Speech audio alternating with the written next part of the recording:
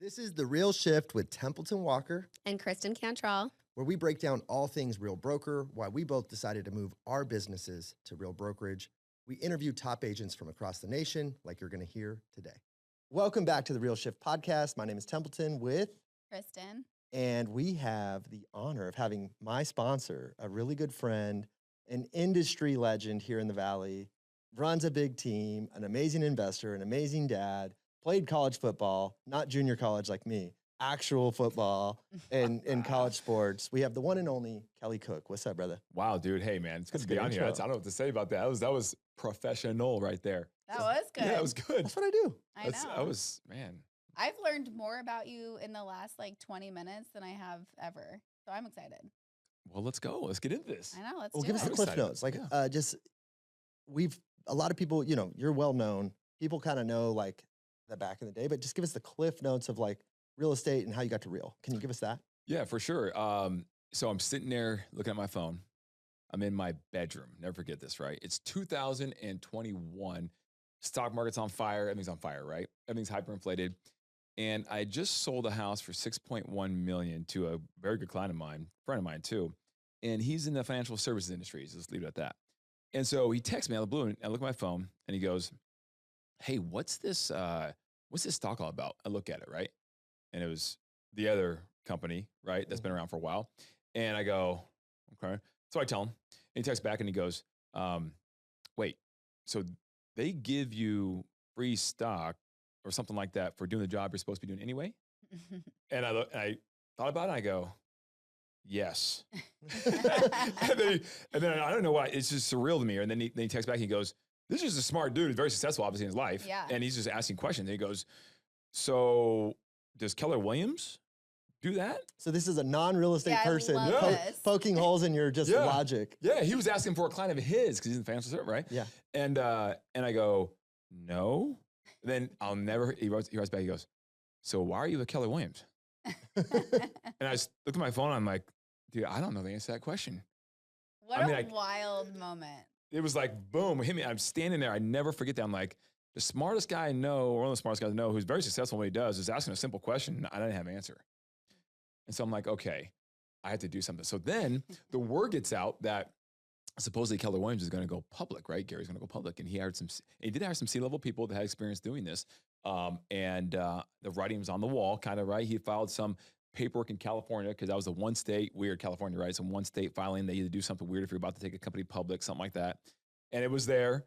And so I'm like, okay, this is going to be good, man. So being in Keller Williams, 11, 12 years, now I'll be in position to offer something special for the people, right? That, so it's good. So I'm hanging around. A few more months go by. All of a sudden, 2022 comes. Economy gets a little funky in Q2. Still good. Housing market here locally. But then Gary fires a couple of these people. Now I hear from the grapevine, it's not happening because of the way the economy's about to, because he's ahead of it a little bit, right? Because he's a smart guy. And I'm like, man, I don't understand. This sucks. I'm doing something. I don't know what's going to be. And then lo and behold, man, I see this thing about real broker. And I'm like, wait, hold on. So it took me all of about 3 seconds once it was presented to me to say, And then, where do I sign? Let's go. Where'd you see the thing? What was it? So my buddy, Ken Pozek, he posted and I was like, I pinged him and I was like, okay. So I learned a little bit about it, but I wasn't like trying to hear all of it yet. I was like, okay, this is interesting, but why is he doing? And he told me a little bit, but it wasn't like super explained well. And then about a week, maybe 2 later, Ryan Zook, he posts. My good buddy Zook from KW, he posts as well. And I'm like, okay, time out. I literally stopped what I was doing. I called him. Yeah, what do we? What's going on here, That's dude? great. What's going on here? And then he told me, I'm like, that's what it took about 3 seconds to go. Okay, let's go. What do I do? We just had Clayton Gitz on virtually, and he was with KW 12 years, and Right. and same thing, right? Right. Where it's like, there's so many good things about that company, and a lot of us came Mhm. through that system, and there's a lot of education, but it's like, we all run small businesses, and at a certain point, you got to look at the opportunity in economics. You Yep. got to look Yeah. at growth, and you got to be like, hey, what ship am I on, and if I'm going to go do this career, what Yep. am I getting back for it? Like just value. Well, and I think that I love your story because it's like you hear it from agents and it's just like, yeah, I don't want to hear about that. And then all of a sudden your client's asking, you're like, oh shit. Yeah, you're smartest. Like Yeah. you just bought a You're $6.1 like, million "Man, house. I'm He's not close." dumb. Yeah. That's a great. And I was like, and then I'll tell you one more thing too about that because it was kind of crazy.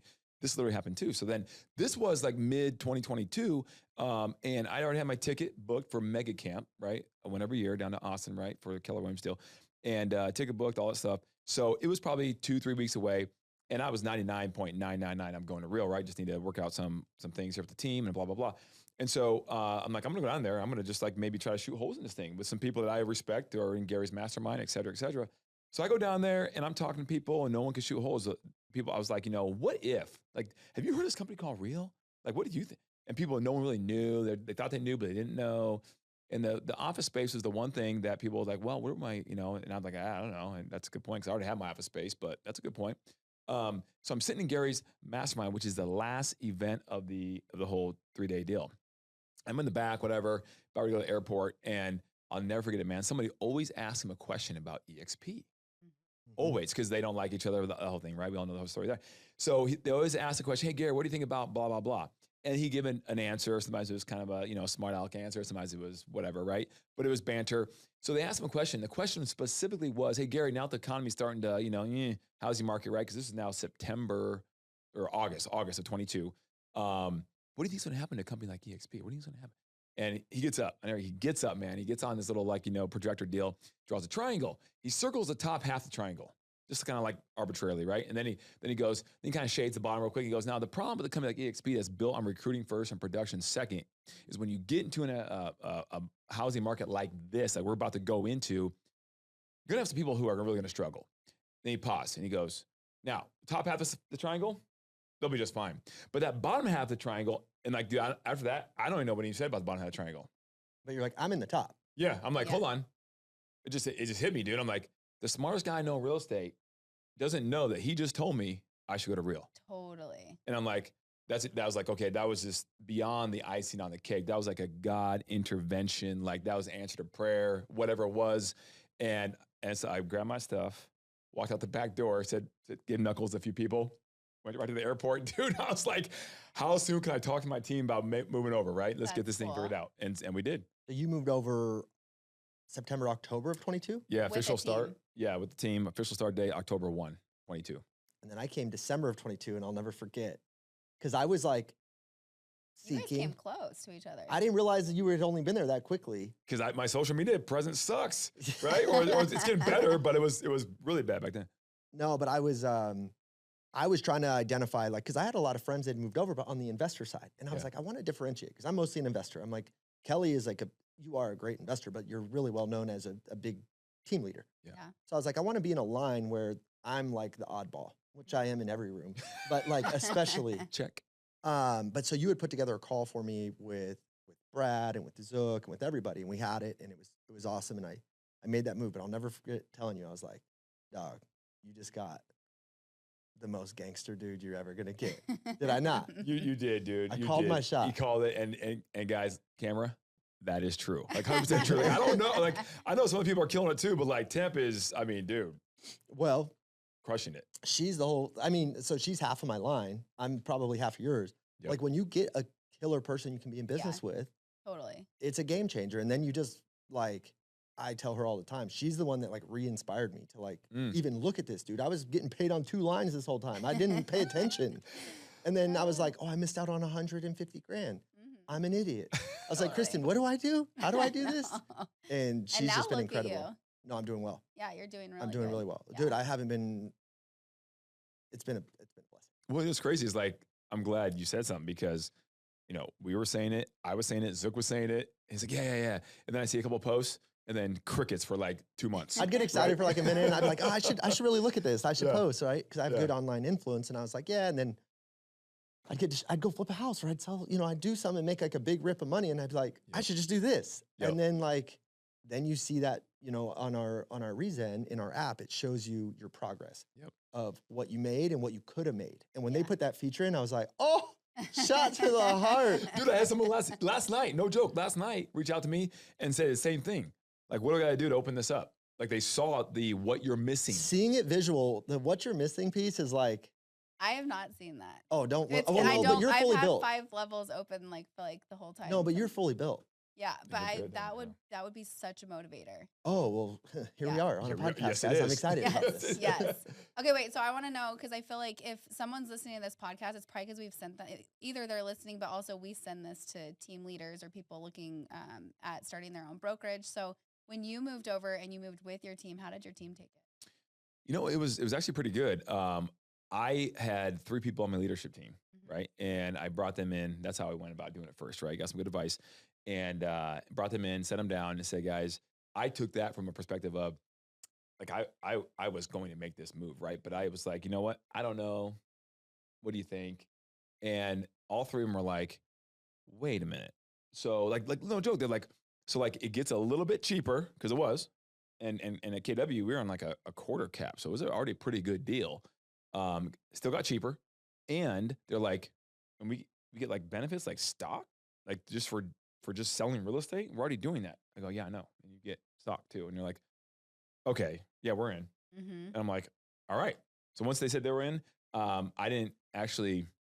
It wasn't a democracy vote type situation at that point. Right. We met. We said, guys, it's very important. We need everyone to make sure you clear schedules to be at our normal team meeting. And we made it like an event, right? We had like champagne, we had some OJ, That's you cool. know, A little mimosas. mimosa. Yeah, exactly. So we did that, and we just said, guys, this is what we're doing. Got some people on Zoom, right, that were smarter than about the model, and that could help, kind of rally the troops and explain that thing. And everyone was kind of like at first like, whoa, we're doing this, and then it was like, okay, we're doing this. Everyone get your laptops out right now. We already had the links ready to go for all the boards Oh, for smart. Scottsdale, Phoenix board, what our Weimar, all that stuff. And we said, open it up right now, and here we go. And we literally, on the link, went to Real, went to ADRE, severed, boom. And dude, what's crazy is after all of that, it felt great. Then I get an email the next day from my previous brokerage saying, oh, by the way, the agreement you signed in 2010. No, I don't know. No. I have no copy of that. I have no idea, right? On page whatever 36, we can take a little bit more. Per deal. Yeah, Mm, because we had some deals in escrow, obviously, and they didn't just. So, anyways, ouch. that's a whole other story. We'll keep it PG here, but Yeah. Oh, so like they didn't it even. is a good point though. If someone's listening to this, like it is a good point.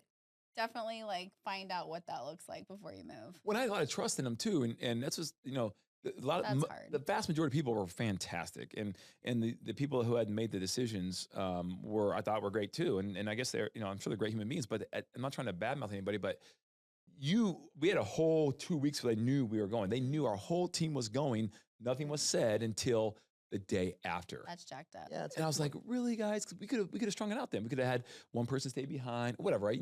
Whatever, what I have to do. yeah, but don't steal our money. Don't do that. And it was already capped. That's the crazy part. I go, this is a capping model. We already capped it. Now you're gonna say just because you can? Well, like I feel like in our industry, so many don't know. people are so short-sighted when somebody leaves that it's like, what if I didn't like Real and I wanted to come back? Because that's not the option anymore, you know? that's it. And I made that very clear. Like, hey, we don't know. This thing can fall flat in our face. And Yeah, knows, now right? now you really made it so I don't ever want to come back here. bingo. Yeah. And I made that clear. I said, just so we're clear, no matter what happens, I'll never be walking through that door again. Yeah. Right? Enjoy your money. Yeah. Enjoy it. One of the things I love about the model, and I've spoke about this a few times, but with team leaders, it almost like you almost want like a mediocre agent, and I mean that by saying if you're not good, you don't sell. That's If a you good get post. too good, you leave. Right? Yep. You did all those things. You learn the systems. You learn how to lead gen. You know how to run a business. Well, there should be an area that you can graduate to, promote to, that I can be excited about that day. Yep. Because I've had so many talented people before I was at Real leave my world, and it was like a hard day. Yeah. Where now it could be like, here's the playbook. Yep. Let me know how I can support you. Yep. Yeah. That's it, man. That's a great point. That was a very well done post. I'm like, dude, that is a good. I need to project that out too, because that's 100% true. That is a benefit. We were sitting in a meeting with a team leader 2 days ago, and he has 16 people, and we were literally like having the whole conversation about everything. And I said that to him, and he goes, and he's literally had so many conversations about Real at this point, and he goes, I never even thought about that. And I'm like, And he goes, I have 2 agents right now that he's had for 7 years that are kind of ready for that. Yeah. And they were trying to scheme, and how do we keep them in our world? Yep. Well, there's some people, you're not going to keep a Kelly Cook on a team forever, No. or a young Templeton, But you or a young want Kristen. Kelly Cook in your ecosystem forever, right? So now when you go recruit that talent and you grow them and you pour into them, if they can see this vision chart to say, okay, cool, I could stay on the team for as long as I want, but I don't have to. Yeah. And there's actually like this promotion or Yeah. graduation plan into their own, becoming their own CEO of their life and business. Yeah. And they still have a connection to you. How cool is that? Really cool. Because over the years, man, people don't realize that Keller Williams actually, they kind of started this whole model, right? With the profit share. There's Yeah. profit share, not revenue There share, was which no is profit, was a but problem. yeah. That's a problem. Yeah. There's Yeah. no volume running through it to make it significant. But man, the amount of people I brought over just organically to the team. How much talent over your 20-year career has passed through your system that you've poured into, grown?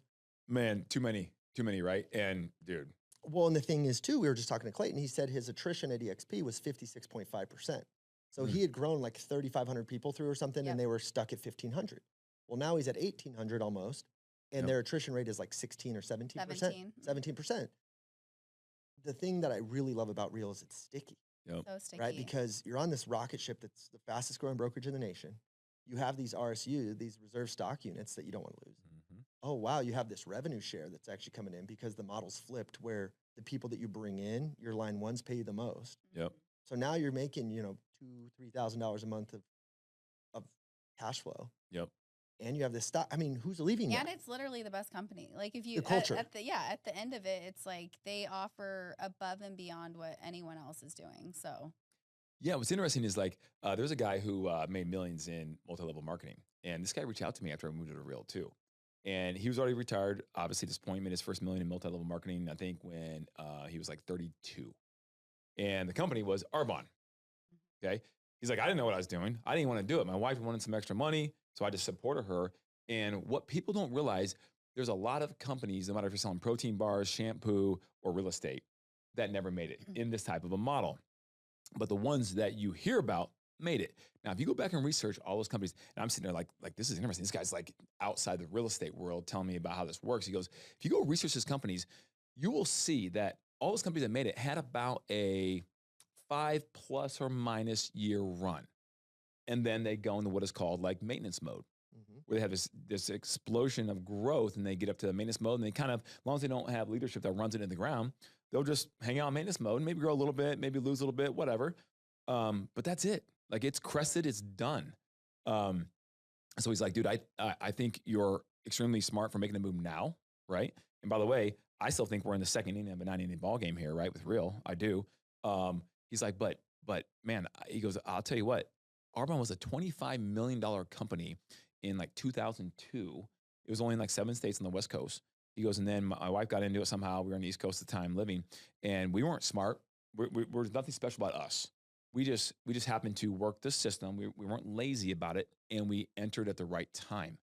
And next thing you know, he goes, 5 years later, Arbonne was a $975 million company, dang. and we just happened to be on the rocket ship when it Totally. took off. And I go, this is interesting.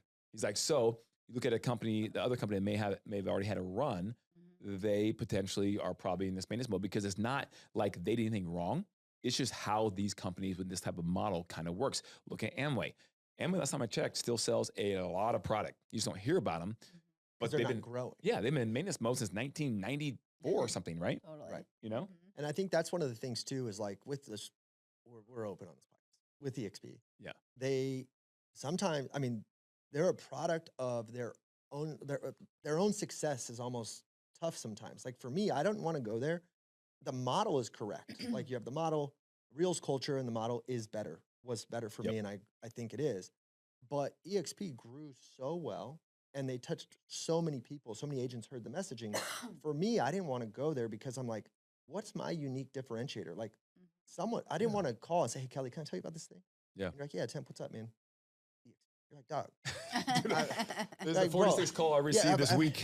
Right, and that's no disrespect. They've done it so well that the message has gotten out so well that it's like, I don't have a unique value proposition that I can sell. That's why they have to go into the silos and have like a unique, hey, Templeton has this thing. Where we have one real one culture where it's like, no, you can plug into Clayton, you can plug into Kristen, you can plug into Kelly, you can plug into Temp. And the collaboration over the competition model is proving to be correct, which that for me was just like, all right. And I like selling shit that's easy to sell. Yeah. Like, I'm not pushing this. I mean, I am a little now. Yeah. Everyone's calling me. Yeah. Anyway. That's the best part. Yeah. Well, it's great because, I mean, Sharon said a long time ago, he's like, look, he goes, when I came for the financial reason initially, right? Mhm. You start seeing all the other stuff that's really cool about the company. But he said a long time ago, is, dude, culture is a superpower of real. Yeah, And the minute you take your eye off that, is the minute you start to falter, right? absolutely. All the everything, other stuff is great. Tech, finances, great. But the culture is what you protect. I agree. And it's been proven day after day. And just the innovation, like technology stack. If I'm an indie brokerage or if I'm a small team, I've had a few indies move over and they're like, I could never create this technology, Mm-mm. nor could I get a national presence and support and the stock. Like once you just put all the real capital that just came out, now I have a line of credit for 150 grand that I didn't ask for. Yep. Wild. Okay, Yep. thank you. Like when you start adding all these value propositions in addition to the culture and the collaboration, I'm like, I just don't know how you unsee it. If you do, if you're willing to look at it, I Mhm. don't know how you unsee it after you look. Yep. What's your obviously you came over like for the financial aspect, but once now like fast forward to where you're at today, what's your favorite part? Oh, without question, real wallet. Yeah. Without question. Because it I'm an investor in another startup. It's a tech company and they're doing pretty good. Small investor, but they're actually doing really well. And once I got in that world and started speaking some language of the guy who started it, was a buddy of mine, you start saying, whoa, right? Some of these other Mhm. companies that, and some of the big venture capital companies that invested in his company and what they invested in and what it did, you're like, okay, this is interesting. Then you start putting two and two together. Mhm. Like when I found out that Starbucks is the world's third largest bank. I know that's crazy. So I made a video within a week of that, me finding that out. And this is fascinating to me, bro. Mhm. We're walking around like sheep Mhm. and there's people pulling strings behind it that are just like laughing, I right? know. And I'm sitting there Uh-huh. going, I don't want to be a sheep, right? I never want to be, that's not my personality. So I'm like, okay. And then I did a video about it, right? And then you start looking and go, okay, this is a, no pun intended, a real thing Mhm. that if you're talking about driving stock price, hello, I know. if you can get Wall Street at some point through agent adoption, et cetera, and having this tech work, which it's working great right now, um, dude, I mean, you don't have to be a genius by looking at the share prices of fintech companies, what they trade at compared to what real estate brokerages that are publicly traded trade at. And it's Yeah. not even close. Mhm. So we're not talking, if this works, we're not talking doubling the stock from $48 or to $10 or to $12. We're talking potentially a lot more than that. Um, just need agent adoption Yep. and because it's all working. Maybe for somebody listening that doesn't know what Real Wallet is, go ahead and explain it. Yeah, so I kind of geek out on this stuff because there's a couple different processes in the flow of money called infinite banking, the process called velocity banking. I practice both and I do it together, which is like supercharged, which is awesome. Love it. And so this is another banking money management money flow tool. And what it does, guys, in the simple and most simple words, I guess I can say is it allows you to have the ability to have capital come into your ecosystem as an agent with real, and then you have all kinds of options with it. So the fact that you can have money come from a closing instantaneously into your real wallet, your bank, that would normally be Wells Fargo or whatever, and then it syncs to the Cash App. It syncs They to even give you a Apple debit Pay, card, debit like card. really clean little black card that Yeah. comes in. Yep. So if you want to swipe, cool. If you want to go ping on your barcode, whatever, I don't use Apple Pay, but I know how it works, right? Conceptually. And it links with your PayPal and your Venmo and your QuickBooks for your accounting, and it's all right there. And then I'm a big profit first guy. I read that book years ago. Yep. And so I was actually, no joke, and this is true. I don't lie about this stuff. I'm actually practicing profit first too as well. So I have all these different accounts in Wells Fargo that are attached to the main account. And the problem is I haven't figured out a way, unless they do it and I just don't know about it, for Wells Fargo to have $100 come in account and $2 go here, Yeah, $4 go I here. don't think they do. I don't think so, automatically. Yeah. So I have to go in there as fast as possible because otherwise the psychology of the human is like, ooh, I have $100.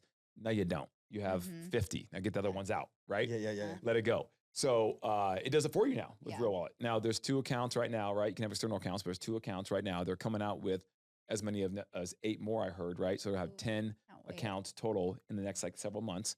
So it's cool. You move money around. And then the fact that you can have a line of credit underwritten in real time based upon your financial profile with the company because they own their own tech. Everyone I talked about Real is like, guys, I know it sounds like they own their own tech. I need to say that one more time to you. They own their own tech because I don't know another company in the real estate broker space that does. They say they do, they say that it's all white label stuff, right? They own it. AI, it's in a closed system just for real. It's their own AI. It's not a chat GPT white label, right? And so when you do that, this Lego block style, right, that Sharon talks about, that Pratesh talks about, or CTO, it makes a lot of sense. You can build on top of it, whatever you want, by the way, because you own it. You just pivot code. Yeah. I mean, it's phenomenal. And then the fact that you can earn points now, right? Because they don't pay an interest rate at this point on the money that sits in your real wallet, your account. Now they do points two different ways. And that affects your real world costs. You can prepay transaction fees. Like you can affect your bottom line as a team leader and as a realtor with these points for utilizing real wallet. So let's bring it full circle then, okay? So how do you make that a win-win-win? Well, what you do is, as Real does, is you pay them through the Real wallet. Cool. Now, when that money sits in the account, you earn points on the money based on your average daily balance. At the end of the month, you get points. And then on top of that, you get points when you use the money in the account, right? Those interchange fees that every business pays, 2.37%, 3%, whatever it is, now instead of going to a third-party merchant, goes to Real. So they don't becoming the bank. Yes, they don't need to charge us three as much on our fees and splits because they make money over here and they can maintain their profitability, if not increase it because of that. So instead, they say, hey, I'll give you points. You can redeem them for real US dollars by offsetting your brokerage fees. And it's like, dude, like that's a full cycle right there. And by the way, that helps the company be more profitable. That helps them be reevaluated as a fintech company and so on and so forth. So exactly. And it's genius. And you can, just for doing what you already do, you can go grab $20,000, $30,000 of stock every year. Yeah. What are we talking about here? Yeah, I mean, I'll just tell you right now, I think I have now, and I've been buying some on the side too a little bit, just every once in a while, right, in different count. But I mean, I'm at 122,000 shares now, like that, right? That works. Shares $4 or $5. That's good math. Yeah. Dude, that is really good math. I'm dumb in the beginning. Again, it takes me a while to learn things. Every time the stock would issue, I would just grab it and go buy a rental because I buy assets. I was like, I don't know what this stock's going to do because I wasn't. Yeah. So I was just buying rentals. So like I go depleted those accounts. I'm like, oh, damn, what are you doing? So I'm not going to do that anymore. No. But I mean, I own like some awesome rentals from it, but those are going to grow at like 3% a year. And then the stock's going to go 10X. I'm like, oops. Yeah, right. Right. I mean, and yeah, I think there's a huge, I don't know. I just figured, look, this is probably the closest I'll ever be personally to having inside information, which is, by the way, public and all legal, right? Because we just work with a company of any company that potentially has a huge upside with stock. So it's like, we should probably participate in this. Yeah, dude. And listen, let's be real about it. I will just throw some money in this a Vanguard account. I'll buy some more stock here and there. And there's plenty of times I bought it, I don't know, 470, and then 3 days later it's at 440.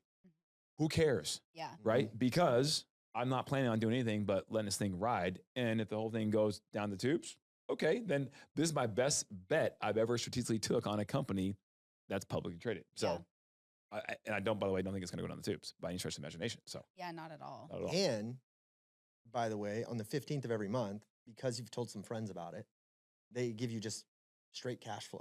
Straight cash. You know how many people actually say straight cash, homie? Dude, straight cash. Brandy Moss, baby. So you know how many people say, when I say it just like you did, Tim, they go, okay, but like, how's that? You can't touch it because that's like stock.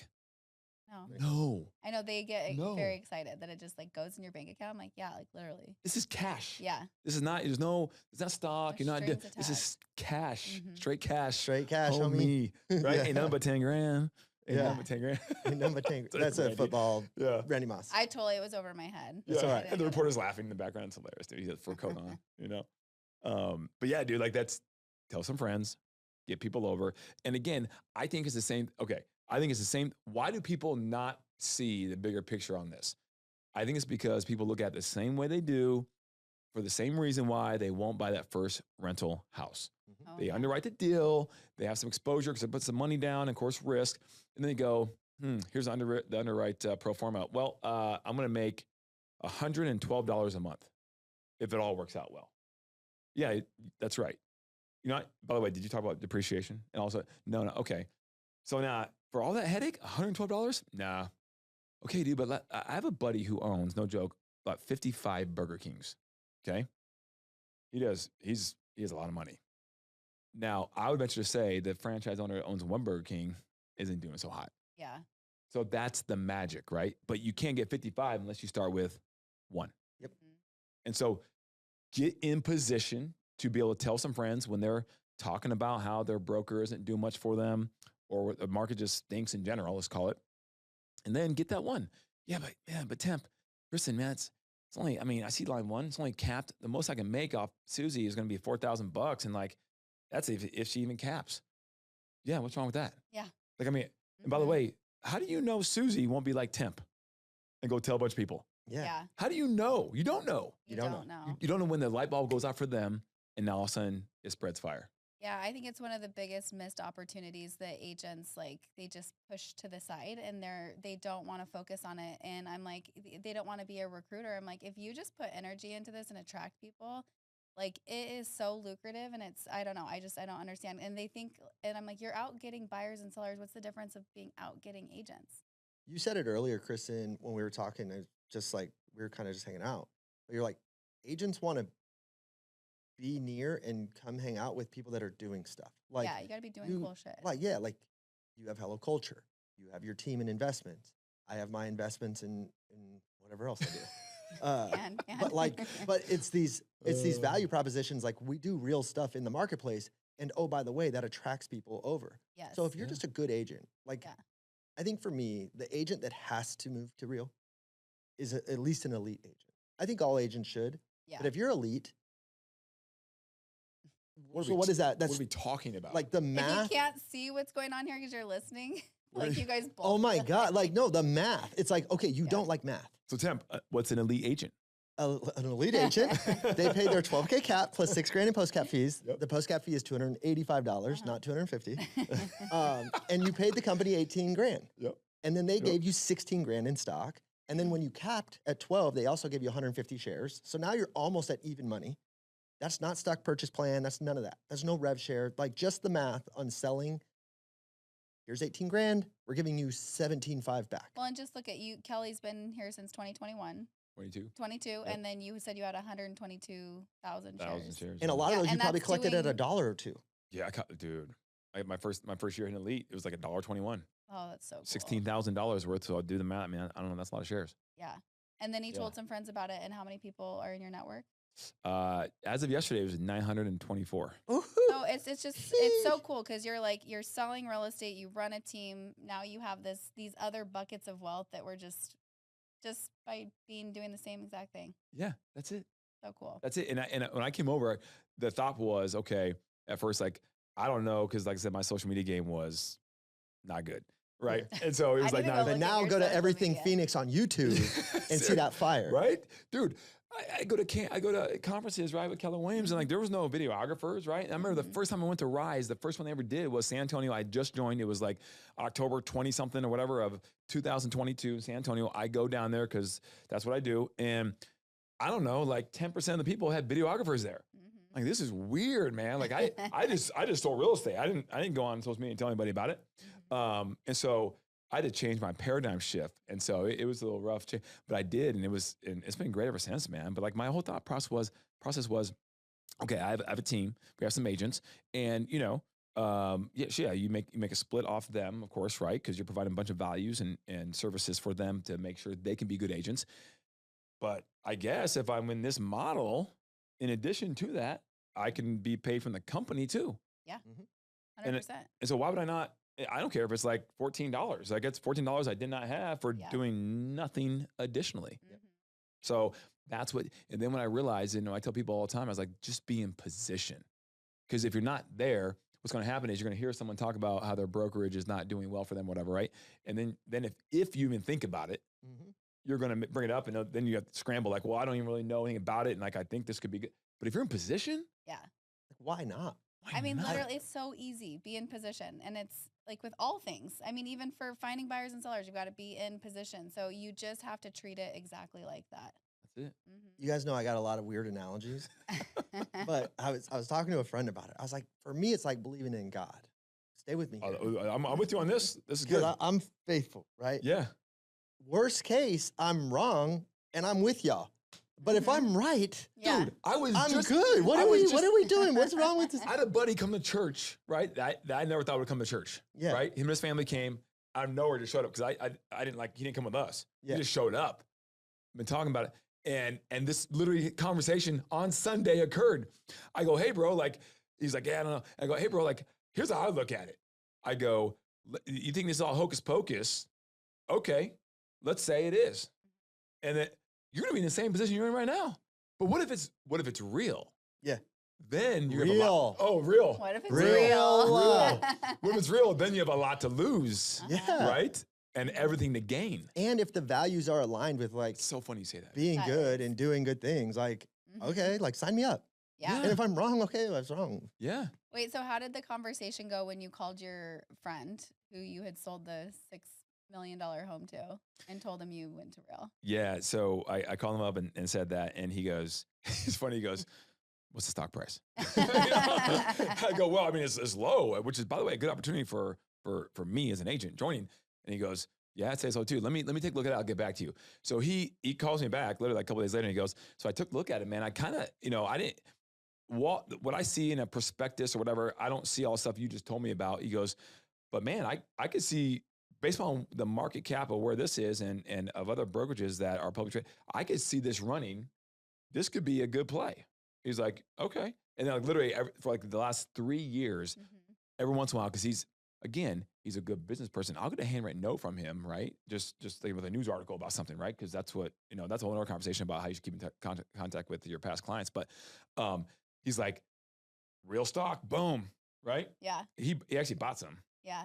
too as well for himself personally. So That's Yeah. cool. he was, works. yeah. So that helped me too, because he was like, I see a lot of fundamentals that are good, blah, blah, blah. Have So- you told that story on social media?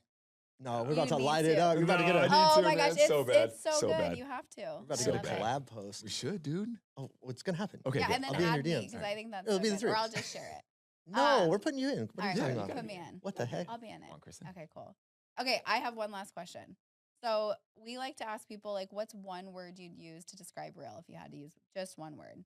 Oh, it's probably one used over and over again, but I'd say opportunity. It isn't. Really? It's really no, that's good. good. You want to know the Opportunity. most common word is ease. Yeah, a lot of people are like, it's been seamless. Like, Yeah. my business is running, we're rolling. Mhm. But elaborate on true. the opportunity word. Yeah. So recently, I haven't done a social media post on this either. So I got to do this too. You have so But- much ideas though. Yeah, let's go. But recently, dude, like I was sitting in a small mastermind, okay, and I'll give a shout out to the dude who started 1,000 Watt. I don't know if you ever heard that. It's a marketing company, okay? They're out of Tucson, actually. This dude he was on Fifth Avenue and all the big players in New York for years. Great dude, smart. But I'm sitting in this mastermind, and he's talking about branding, marketing, et cetera, some things like right that he's learned along the years. And he goes, every good company needs to have obviously mission, vision. So if you don't have something that touches your heart, you need to redo it. So I'm like, okay, bingo, I need to redo it. Then he goes, and here's the deal. To start off with this, you need to have one word that's called a point of clarity around all that it's centered. And I'm sitting in this room, dude, and like immediately I go, it's opportunity. We're talking real estate now, right? And my mind started racing all this stuff because for me, like how I grew up, like it touches a lot of places in way back deep down inside of my psyche. Because for me, how I grew up was extremely poor, like very, very poor. Broken family, divorced family, all this stuff when I was little. I still remember my grandpa growing up, man. We were on welfare, and I can still remember going to like it would just get me like all choked up. I could go too far, but I can still remember going to grocery stores and like being embarrassed. Because back then there was no debit card. It was like food stamps, like paper, booklet, right? And you're going to this grocery store and you're like, 9 years old, 10 years trying to figure this out. And like, how come someone else is pulling out cash and my mom pulls out a book of whatever, these things are. And so, anyways, and so that's why I have a world belief that I do that there's no victim mentality, because it's the story of the two twins that grew up. One grew up and ended up in prison and, whatever, did a bunch of crimes and everything. Another one grew up very successful, family, money, blah, blah, blah. Well, they had the same growing up, same parents, same house or whatever it was they grew up in together. Why is one all falling apart and the other one isn't? Because either way, opportunity, success is a choice.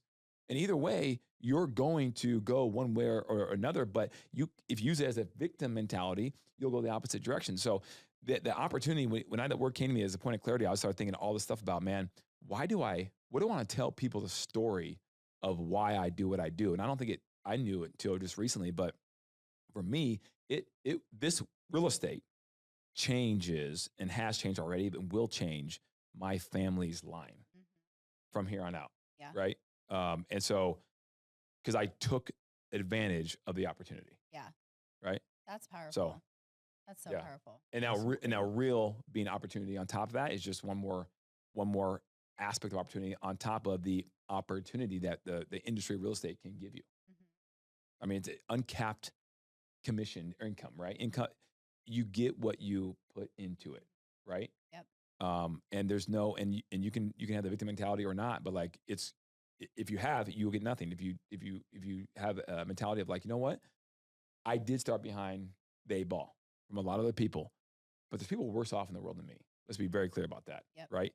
And you get that perspective, and you're like, okay, I'm not going to lay down on this, man. I saw this is yesterday, maybe gave me goosebumps on Instagram. My guy, Coach Kenny Dillingham, shout out to the ASU Sun Devils, right? He's a client of mine. I sold him his house when he got hired as the head football coach here. I've known him for years and years and years. Kept in touch with him, but there was a post he was on there, that someone did an interview with him, and he goes, and I knew the story already, right? But he goes, he's telling the world, and he's like, you know what? So he's like 30, he's like 33, 34, right? One of the youngest head coaches in D1. It doesn't happen like that very often. And he goes, and he didn't play college football. He just grinded, got in and just volunteer. So he goes to ASU, and long story really short, in his post, he said, you know what? I grinded. I was getting coffee and running Diet Cokes for the coaching staff. I mean, showing up, dumping the trash, whatever I had to do. And then they gave me a spot to be a graduate assistant coach, which still doesn't pay anything, because that's what I was for 2 years at Ole Miss in Nebraska. So I know how that rolls, right? And you're still the grunt of grunt. But before, he was like the grunt of the grunts, right? And now he's getting paid a little bit, has a little bit of position. And he goes in the very next year, they say, you know what, we're bringing in someone else. And so you're relegated back to basically the volunteers, and if you have to leave, and he goes, you know what? Okay. He goes, so if that's how it's going to be, I'm going to prove you wrong. Watch this. And then he goes off on a tangent for about 20 seconds about, I will be the guy who shows up before everyone else. I will have the film broken down. I will have the trash cans emptied. The coffee will be fresh in the pot.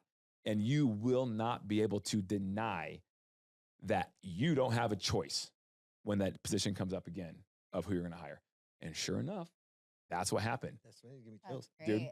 dude. And literally, he got the spot, the next spot, the next year. And then that same guy, the OC, then took him to Memphis as his quarterback coach. That's cool. And then from there, here we go. Yeah. He's head coach at ASU about 6 years later or so.